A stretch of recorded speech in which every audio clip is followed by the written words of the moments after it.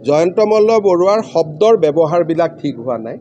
কিন্তু মই এইটো কথা আপোনালোকক বেলেগ কৰি কৈছিলোঁ মই কৈছিলোঁ যে হেমকোখন আমাৰ জাতীয় সম্পদ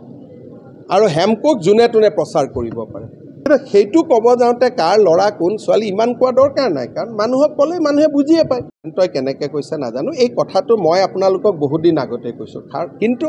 জয়ন্ত মল্ল বৰুৱাৰ শব্দৰ ব্যৱহাৰবিলাক ঠিক হোৱা নাই কিন্তু মই এইটো কথা আপোনালোকক বেলেগ কৰি কৈছিলোঁ মই কৈছিলোঁ যে হেমকোখন আমাৰ জাতীয় সম্পদ আৰু হেমকোক যোনে তোনে প্ৰচাৰ কৰিব পাৰে হেমকোক ইজ নট আণ্ডাৰ কপিৰাইট আৰু সেইকাৰণে প্ৰকাশন পৰিষদে এতিয়া হেমকোক বনাই আছে কিন্তু সেইটো ক'ব যাওঁতে কাৰ ল'ৰা কোন ছোৱালী ইমান কোৱা দৰকাৰ নাই কাৰণ মানুহক ক'লে মানুহে বুজিয়ে পায় সেইকাৰণে মই ভাবোঁ জয়ন্ত মল্ল বৰুৱাই যিকেইটা শব্দ ব্যৱহাৰ কৰিছে শব্দকেইটা ঠিক নহয় কাৰ ল'ৰা নাই কাৰ খুৰাক কাৰ ভতিজাক এইবিলাক কোৱা কি দৰকাৰ আছে এটা শব্দই ক'লে হ'ল যে হেমকোক অভিধানখন এতিয়া জাতীয় সম্পদ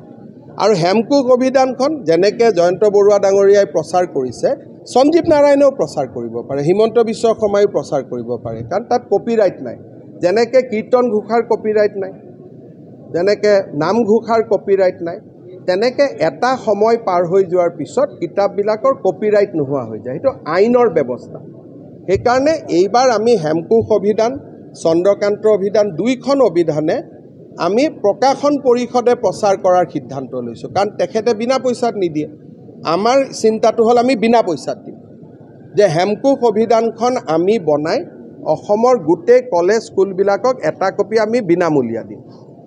কিন্তু ব্যক্তিগত মানুহ এজনেতো বিনামূলীয়া দিব নোৱাৰে দিব কেনেকৈ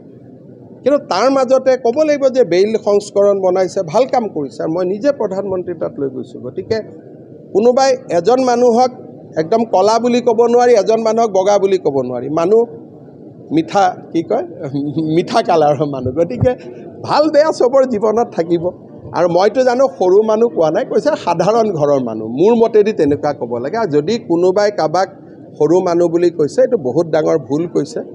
কাৰণ কোনো মানুহে সৰু হ'ব নোৱাৰে মইতো ইমান দিন আপোনালোকে মোক ইমানো বেয়া বেয়া প্ৰশ্ন সোধে কেতিয়াবা মই কিবা বেয়া কথা কৈছোঁ নেকি ব্যক্তিগতভাৱে কিহৰ কাৰণে আপোনালোকেও কাম এটাই কৰিছে অসমীয়া ল'ৰা ইমানখিনিলৈকে আহিছে যে ক'ৰ গাঁৱৰ পৰা আহিছে ইয়াত আহি সংগ্ৰাম কৰি গুৱাহাটীত ইমানখিনি ডাঙৰ হৈছে গতিকে এইটোতো ভাল কথা কিন্তু খালি প্ৰেছ ক্লাবে মালিকৰ কথা ক'ব নালাগে মালিকবিলাকৰ ক'ত কি আছে এইটো আপোনালোকে কেনেকৈ বুজি পাব